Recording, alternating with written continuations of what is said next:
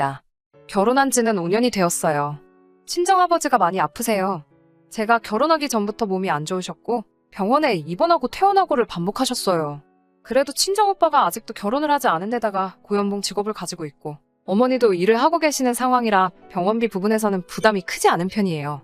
저희가 맞벌이 부부이기는 하지만 남편도 수입이 넉넉지 못하고 저도 친정아버지 곁을 지켜드려야 하기 때문에 회사는 다니지 못하는 대신 아르바이트식으로 단지 내에서 학생들 몇 명을 구해 과외를 하는 식으로 돈을 벌고 있습니다. 그래서 제 수입이 많은 편도 아니에요. 딸된 마음으로 병원비 조금이나마 보탬이 되고 싶기는 하지만 많이 해드릴 수 없는 게 늘 마음에 걸립니다. 작년 말쯤부터 상태가 급격하게 악화되셔서 병원에서는 더 이상 병원에 머무시는 게 큰 의미가 없을 수도 있다는 이야기를 들었습니다. 그 사실을 아버지도 담담하게 받아들이시고 있고 그 이후로 매번 가족들에게 미안하다는 말밖에 하지 않으세요. 이 정도 해줬으면 됐다고 저희들 볼 면목이 없고 고생만 시키고 있다며 더 이상 가족들에게 짐덩어리가 되고 싶지 않다고만 하세요. 그래도 저희 가족들 돌아가면서 아버지 곁을 지키고 있어요. 저희들 욕심일 수도 있기는 하지만 그래도 할 수 있는 데까지 해보기로 우리 가족들 전부 마음을 먹었거든요. 시댁은 이런 우리 집 상황을 썩 마음에 들어하지는 않아요. 결혼 전부터도 사실 아버지 아프신 것 가지고도 이런저런 이야기가 많이 나왔었어요. 식을 올린 후에는 저는 이제 결혼을 했으니까 남편을 더 챙겨야 한다고 하시며 병원에 들락날락하는 걸 못마땅하게 생각하셨고 아버지 챙겨드리는 걸 마음의 짐이라고 표현하시며 그런 상황에 처해 있으니 저와 남편 사이에 애가 안 생기는 거라고 하시며 눈치 아닌 눈치를 주셨습니다. 구정을 앞두고 있던 얼마 전이었어요. 병원 쪽에서 연락이 왔습니다. 이제 더는 손쓸 도리가 없다면서 저희 가족들에게 이제 정말로 마음의 준비를 해야겠다는 연락을 받았습니다. 이제 언제 떠나셔도 병원 쪽에서는 더 이상 할 수 있는 게 없다는 말에 하늘이 무너지는 것 같았습니다. 임종하시는 순간이라도 지켜드리고자 저희 친정가족들 모두 스케줄을 비우고 일주일 내내 같이 병원에 있기로 했어요. 남편은 적어도 제가 밤에는 집에 돌아와서 다시 자기 출근하고 나서 병원에 오며 가며 하기를 원하는 눈치였지만 아버지 임종을 못 지켜드린다면 저한테 큰한이 될 것 같아서 그렇게는 할 수 없겠다고 말했어요. 그런데 기적같게도 거동도 똑바로 하지 못하시던 아버지가 기운을 차리셨어요. 의사 선생님께 혹시 이게 좋은 징조가 아니겠냐는 물음을 던졌지만 병원 쪽에서는 그럴 리는 없다고 단호하게 말해주더라고요. 마음은 아팠지만 병원 쪽에서도 저희에게 쓸데없는 기대를 하게 만드는 것보다 현실을 알려주는 걸 택한 거라 원망스럽지는 않았습니다. 그래도 몰라보게 상태가 좋아지신 아버지 덕분에 저희도 한시름 덜게 되었습니다. 하지만 이 기쁜 상황이 오히려 남편과의 불화를 만들게 되는 일이었다는 걸 그때는 몰랐어요. 저희 시어머니는 맏며느리이십니다. 아직도 큰 집에 가서 제사 준비를 해야 하고 저도 결혼하고부터는 시어머니 따라서 많이 도와드리게 되었어요. 시어머니께서 작년 말쯤에 계단에서 발을 헛디디시면서 팔과 어깨를 크게 다치셨어요. 아직 불편하다고는 하시는데 많이 나아진 상태이고요. 뼈 붓는 동안 병원에 입원을 하셨는데 마침 시어머니가 입원하신 병원이 저희 아버지가 계신 병원과 같은 병원이었습니다. 그래서 저는 병원에 가는 날이면 아버지와 시어머니 병실을 오며 가며 두 분과 같이 시간을 보냈습니다. 시어머니 곁을 지켜드리는데도 아프신 저희 아버지보다는 제가 병원에서 시간을 보내느라 자기 아들이 밥을 굶지는 않을지 애밥은 먹이고 온 거냐며 걱정을 하시는 모습에 조금 실망을 했어요. 아무튼 아버지의 상태가 악화되니 저도 하고 있는 과외 스케줄을 조정할 수밖에 없었습니다. 오히려 시가족들보다 이웃들이 저를 더 챙겨주는 느낌이 들었어요. 아버지 때문에 한동안 수업을 하지 못한다는 말에 자식들 중간고사 준비가 최우선순위일 거라 생각했던 학부모님들은 뭘 그런 걸 우리들 허락까지 받으려고 하냐며 제 사정도 전부 이해해 주셨고 과일이며 뭐며 이것저것 챙겨주시는 모습이 감동스러웠어요.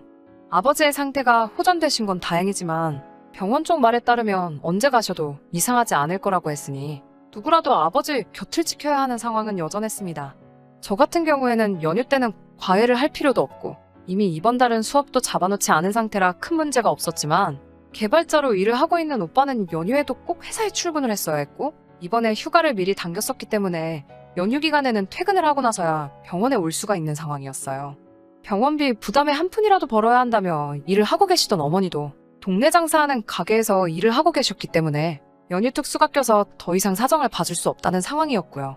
병원비가 아직 많이 남아있었기 때문에 두 사람이 불가피하게 오후까지는 병원에 올 수 없는 상황이었지만 비교적 자유로운 저라도 아침부터 계속 아버지와 같이 있을 수 있던 게 그나마 불행 중 다행이었습니다.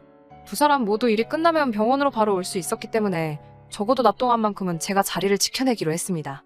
연휴가 본격적으로 시작하기 전날에 저는 혼자서라도 아버지 곁을 지켜드릴 생각에 집에 돌아와서 이것저것 짐을 챙기고 있었어요. 하지만 남편은 제가 짐 챙기고 있는 모습을 보고 큰 집에 갈 준비를 하는 건가 생각을 했나 봐요. 오해를 했다고 하더라도 남편이 나서서 먼저 큰 집에는 가지 말고 이번만큼은 장인어른 곁을 지켜드려야지 라고 말해줬으면 좋았겠지만 남편은 제가 병원으로 향한다는 걸 눈치채지 못했는지 짐 챙기고 있는 저를 보고 왜 자기 옷은 하나도 안 챙기고 제 거만 챙기고 있느냐고 물어보고 있네요. 남편에게 저는 아무래도 이번 명절에는 큰 집에는 가지 않고 아버지 곁을 지켜드려야겠다고 말을 했습니다. 남편이 두 눈을 크게 뜨고 지금 큰 집을 안 간다고 하는 말이냐고 다시 물어보더라고요. 어머니와 오빠가 오후나 돼서야 병원에 올 수 있다는 사실을 말하고 저라도 있어야지 않겠냐고 물어보니 제가 지난주에 수업 몇 개를 취소하면서 가게 수입에 지장까지 준 걸 감수했는데 이젠 집안 행사까지 빠질 생각이냐고 되물었어요. 큰 집 가 있는 동안 혹시 아버지가 어떻게 될 줄 알고 거기 가서는 제 마음이 편하겠느냐 했더니 장인어른이 아직 돌아가신 거 아니지 않냐고 상태도 많이 좋아졌다며?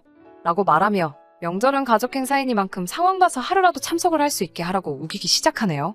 단 하루를 가 있던 1시간을 가 있던 간에 이런 상황에 거기에 있는 내 마음은 어떻겠냐고 다른 사람도 아니고 우리 아버지 일인데 그게 그렇게 문제가 되냐고 말하면서 서로 언성을 높여 다투기 시작했어요.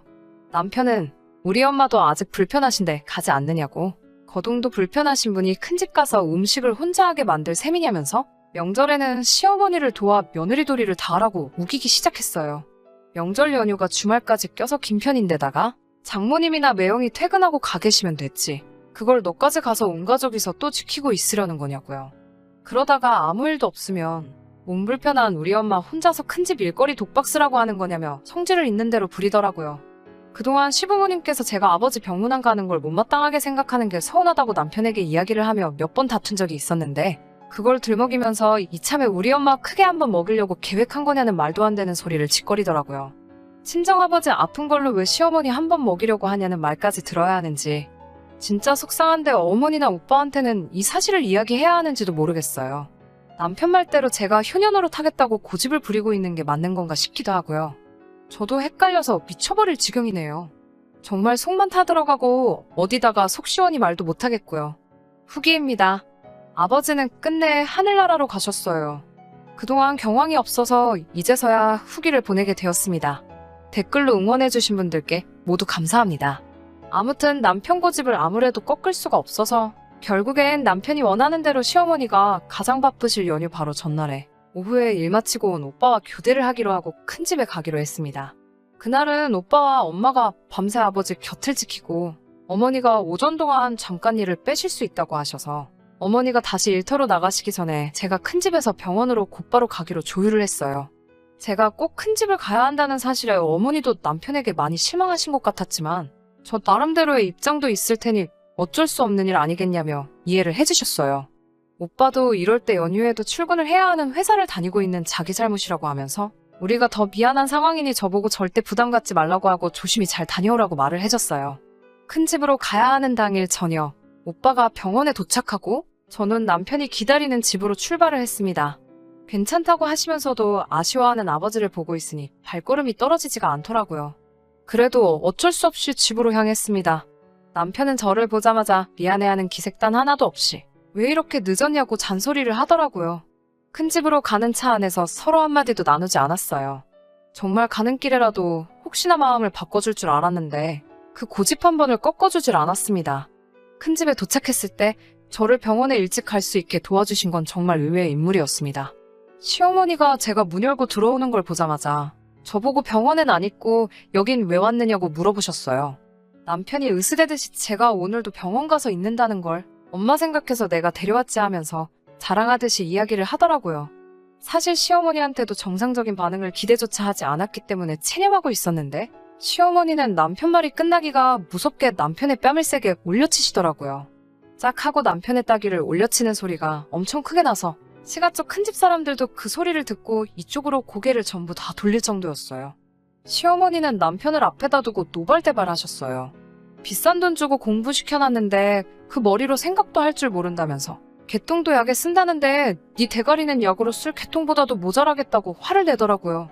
다른 사람도 아니고 네 장인어른이 오늘 내일 하고 계시는데 도대체 무슨 생각으로 저를 여기까지 데리고 왔냐고 시가 사람들 다 있는 데서 남편을 혼쭐을 내시더라고요.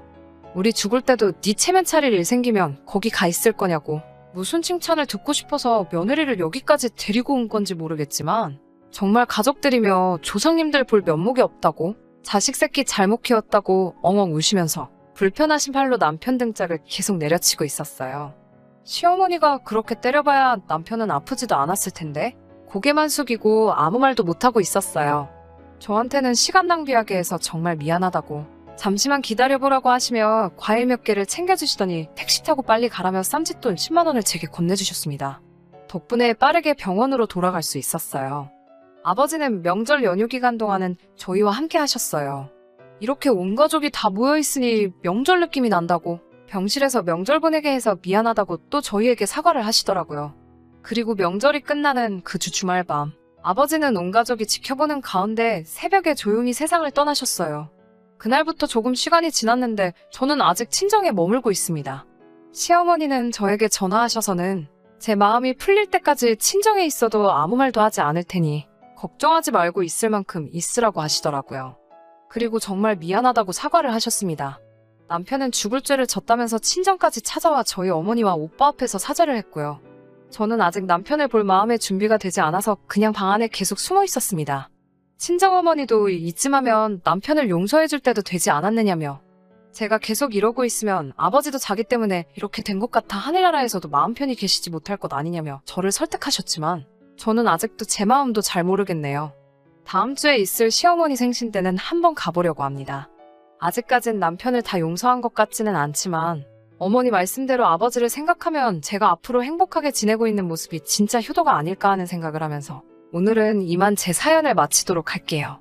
후기 기다려주신 분들도, 사연 들으시고 자기 일처럼 같이 화내주신 분들께도 전부 감사의 말씀을 전하겠습니다. 건강도 행복도 챙기시는 한 해 되셨으면 해요. 그럼 이만 글 줄이도록 하겠습니다.